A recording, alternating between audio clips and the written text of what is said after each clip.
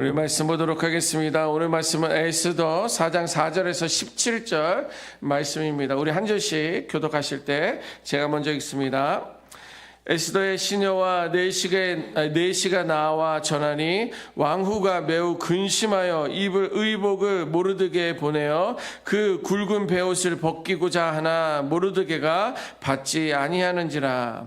에스더가 왕의 어명으로 자기에게 가까이 있는 네시 하닥을 불러 명령하여 모르드게에게 가서 이것이 무슨 일이며 무엇 때문인가 알아보라 하며 하닥이 대궐 문 앞 성중 광장에 있는 모르드게에게 이르니 모르드게가 자기가 당한 모든 일과 하만이 유다인을 멸하려고 왕의 금고에 바치기로 한 은의 정확한 액수를 하닥에게 말하고 또 유다인을 진멸하라고 수산궁에서 내린 조서 초본을 하닥에게 주어 에스더에게 보여 알게 하고 또 그에게 부탁하여 왕에게 나아가서 그 앞에서 자기 민족을 위하여 간절히 구하라 하니 하닥이 돌아와 모르드게의 말을 에스더에게 알림해 에스더가 하닥에게 이르되 너는 모르드게에게 전하기를 왕의 신하들과 왕의 각 지방 백성이 다 알거니와 남녀를 막론하고 부름을 받지 아니하고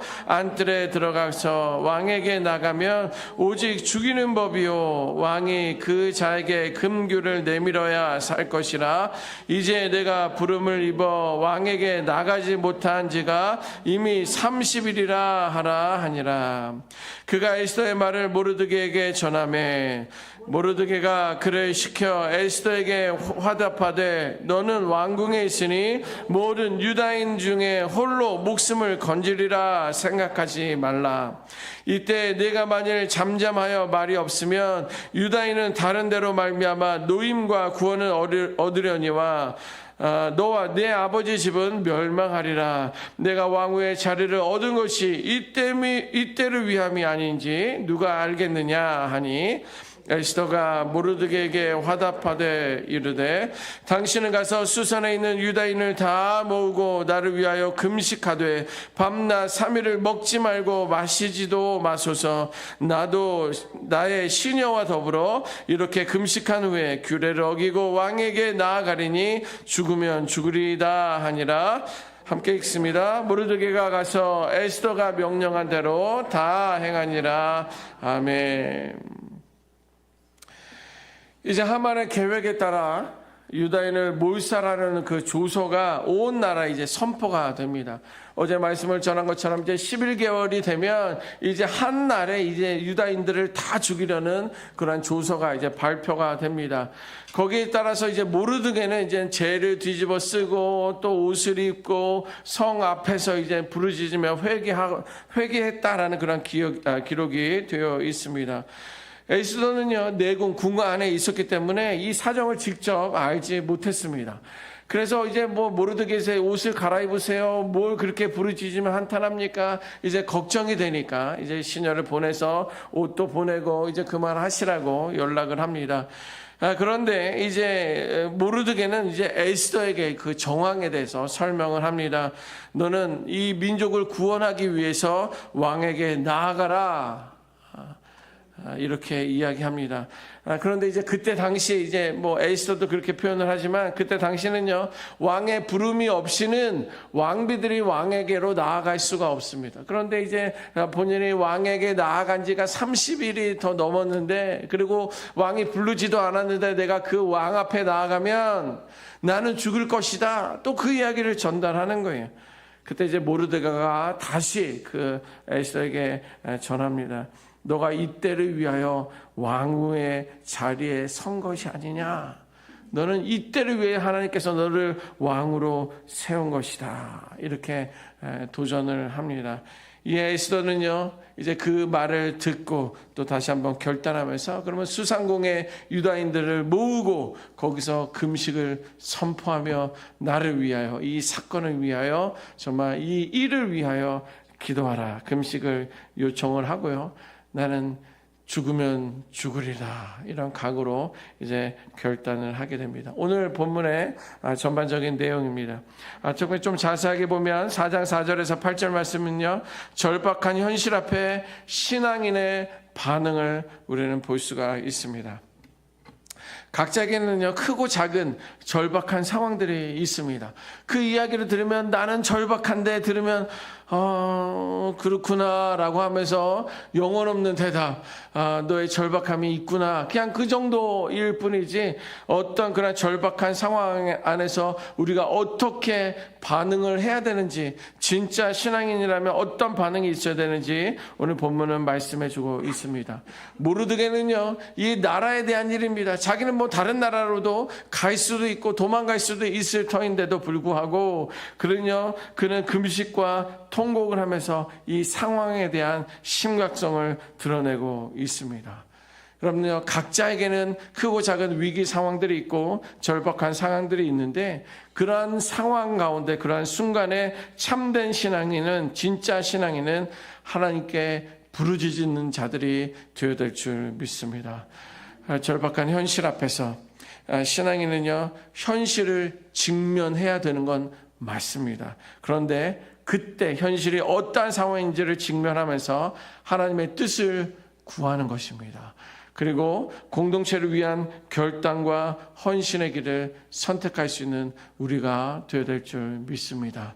우리의 방향이 그 문제로 인하여서 눌리느냐, 이 방향을 향한, 이 문제를 향한 하나님의 계획이 무엇인지, 우리들의 경향이, 우리들의 방향이 하나님을 향할 수 있어야 된다라는 것을 우리들에게 말씀해 주고 있습니다.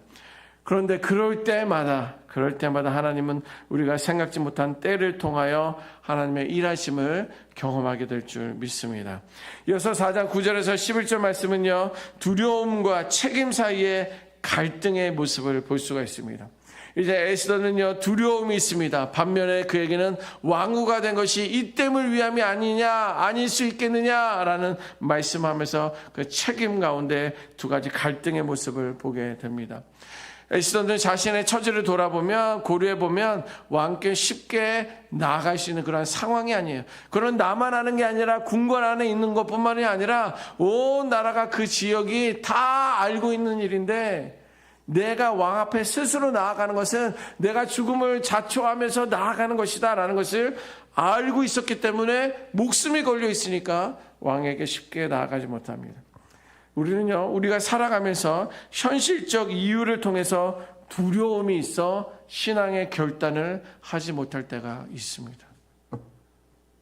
내가 왕에게 나가면 나는 분명히 죽는 것인데, 이런 상황의 직면 때문에 그것이 두려워, 그것이 염려가 되어 신앙의 걸림돌이 될 때가 있다는 거예요. 예를 들면 오늘 말씀에도 있습니다.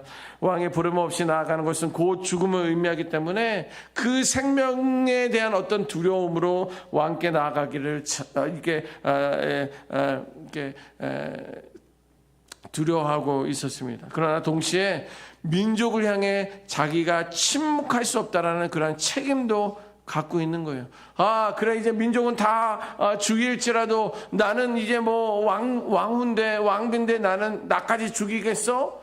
뭐 이런 생각도 가질 수 있죠. 그러나 그거에 대한, 민족이 죽임을 당할 거에 대한 그 책임감도 그녀 안에 자리하고 있다는 것. 나의 생명이냐, 민족을 구원하겠느냐. 그러나 그 민족도 구원한다는 보장도 없는데 이 모든 것을 그냥 죽음을 빨리 땡겨 죽겠느냐, 어떤 이러한 두려움이 있어서 신앙의 걸림돌, 어떤 결단에 대한 두려움이 그녀에게 있었을 것입니다.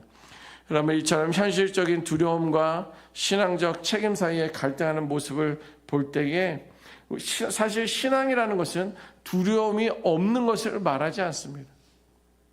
신앙이 있으면 무엇인가, 어떠한 것이든지 잘 해결이 되고, 문제가 해결되고, 평탄하고 평강하고 다 이러면 좋으련만, 그러나 신앙이라는 것은 두려움이 없는 상태가 아니라, 두려움 속에서 우리는 누구를 향하고 있느냐, 누구의 뜻을 바라며 기도하고 있느냐, 그것을 우리들에게 말씀해주고 있습니다. 여러분 두려움 속에서도 하나님의 뜻을 따라 결단할 수 있는 우리 모두가 되시기를 주님의 이름으로 축원합니다. 이어서 4장 12절에서 17절 말씀 보면 하나님의 섭리, 하나님의 계획하심이 있고요, 믿음의 도전이 여기에 있고요, 또 믿음의 결단이 이제 성경 말씀에 기록되어 있습니다. 이제 모르드게는요, 믿음의 도전을 드립니다. 여러분들, 저도 매 주일마다 혹은 매일 아침마다 믿음의 도전을 드립니다. 믿음의 도전을 드리는데 모르드게는 이렇게 이야기합니다. 내가 왕후의 자리를 얻은 것이 이때미 위함이 아닌지 누가 아느냐? 이때를 위함일 수도 있다라는 거예요. 그러한 믿음의 도전을 줍니다. 이에 대해서 에스더는 마침내 믿음의 결단을 합니다. 그래? 이것이 이때를 위하여 내가 왕후가 된 거야? 내가 왕비가 된 거야? 그러면 내가 죽으면 죽으리라. 이 하나님의 약속의 말씀, 혹은 하나님의 어떤 섭리와 계획에 목숨까지도 걸면서 믿음의 결단을 내리는 거예요.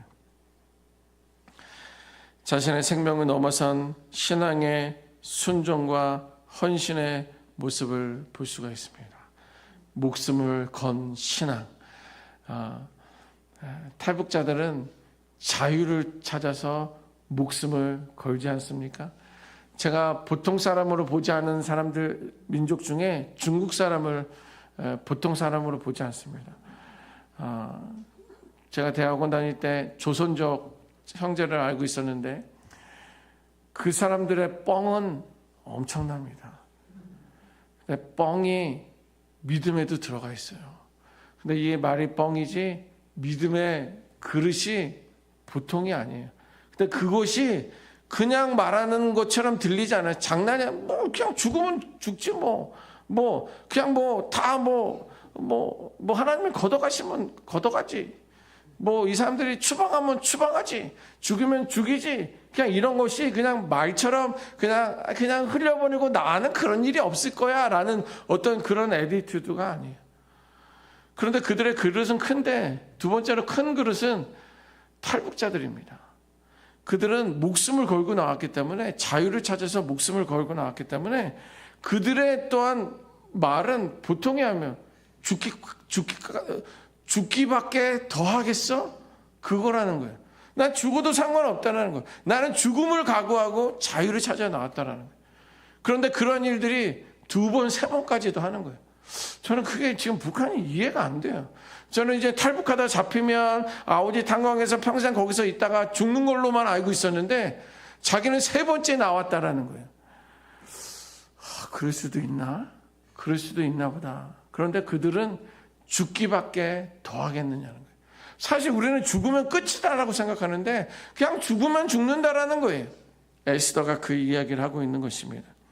자기의 생명을 넘어선 신앙의 순종과 헌신의 모습을 보게 되는데 자신의 생명, 자신의 안전, 자신의 지위까지도 내려놓으면서 하나님의 뜻을 따라 결단의 자리로 나아간 거예요.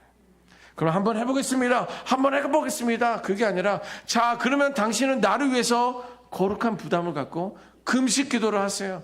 나도 금식을 할 것입니다. 그리고 하나님의 뜻 가운데 나는 왕에게로 나아갈 것입니다. 죽어도 나는 나아갑니다. 이런 믿음의 결단이 있는 거예요. 이처럼 하나님은 오늘도 한 사람의 믿음의 결단을 통해서 구원의 역사를 이루는 줄 믿습니다. 에스더 그 한 사람의 결단이, 믿음의 결단이 민족을 구원하는 역사를 보는 거예요. 노아를 생각해 보십시오. 노아는요, 하나님 말씀에 방주를 짓게 됩니다. 다 미쳤다고 하죠. 그걸 왜 강에다 지어야지, 바다에다 지어야지, 산에다 짓냐는 거예요. 다른 사람들이 다 손가락질 했지만 그는 방주를 지었고 그 방주를 통하여 인류가 이어져 내려온 거예요. 아브라함을 보십시오. 너의 본토 친척 아비집을 떠나라 라고 한 거예요. 내가 지시한 곳이 아니라 지시할 곳으로 가라고 한 거예요. 막연한 그 땅에, 그 말씀에 순종하면서 어디가 될지 모르는 그 땅을 향해 떠나라 라고 한 거예요. 근데 그 한 사람의 그 결단을 통하여, 그 믿음의 결단을 통하여 온 민족이 복을 받는 은혜를 누리고 있지 않습니까? 모세를 생각해 보십시오. 하나님, 나는 말이 둔하잖아요. 나는 이것을 할 수가 없습니다. 내가 어떻게 해야 됩니까? 나는 못해요. 라고 거부하지만 결국엔 그 한 사람의 순종을 통하여 민족을 구원하는 일들을 보게 되지 않습니까? 스데반 역시 돌에 맞아 죽음을 선택할 때 그 믿음의 도전을 받아서 바울이 박해 속에서도 복음을 전하는 일들을 경험하지 않습니까? 그가 기록한 성경이 반 이상이 되지 않습니까? 사실 저는 부담돼요. 나 때문에 민족이 구원받는다. 그만큼 내가 될 수 있을까? 부담이 되지만 우리는 작게는 나의 믿음의 결단을 통하여 우리 가정을 구원할 수 있고요. 그 믿음의 이야기가 우리 후손들에게 이어질 수 있다는 거예요. 나 한 사람의 믿음의 결단을 통하여 우리 HD 은혜교회가 세워질 것이고요. 이것을 통하여 믿음의 건강한 교회였다라고 많은 사람들에게 선한 영향력을 끼치게 될 줄 믿습니다. 그래서 우리가 살아있을 때 이루어질 수도 있고, 우리가 죽은 이후에 믿음의 사람들이 봐라, 그 사람이 그때 그 믿음의 결단을 하여서, 그 가정이 우리들의 할아버지 할머니가 결단하여서 그러한 일들이 우리가 그 은혜를 누리고 있지 않느냐. 그러한 믿음의 한 사람이 되기를 소망합니다. 이렇게 한 사람의 결단을 통해 민족을 구원하시고 역사를 바꾸시는 것뿐만 아니라 복음을 확장시키시는 그 하나님의 그 섭리하심을 바라볼 수 있어야 돼. 그래서 믿음의 자리, 믿음의 결단의 그 자리에 설 때에 그 순종을 통하여 하나님의 뜻을 이룰 수 있는 우리 모두가 되시기를 주님의 이름으로 축원합니다. 아멘. 기도하겠습니다. 주님, 어떠한 상황 가운데 있다 할지라도 우리는 믿음으로 반응하는